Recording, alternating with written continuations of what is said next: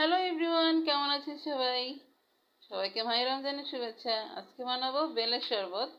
সেজন্য লাগবে বেল, লেবু, চিনি, বিট লবণ ও ঠান্ডা পানি।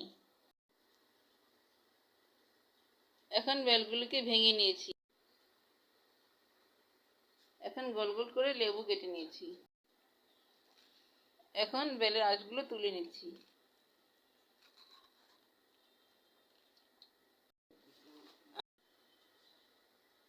বেল দুটিকে ভালো মতো ম্যাশ করে নিয়েছি। এখন দিয়ে দিচ্ছি প্রয়োজন মতো চিনি,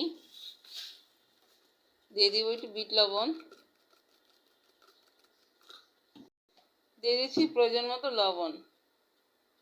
এখন একটু লেবু চিপে নিচ্ছি, এতে কি সুন্দর ফ্লেভার আসবে।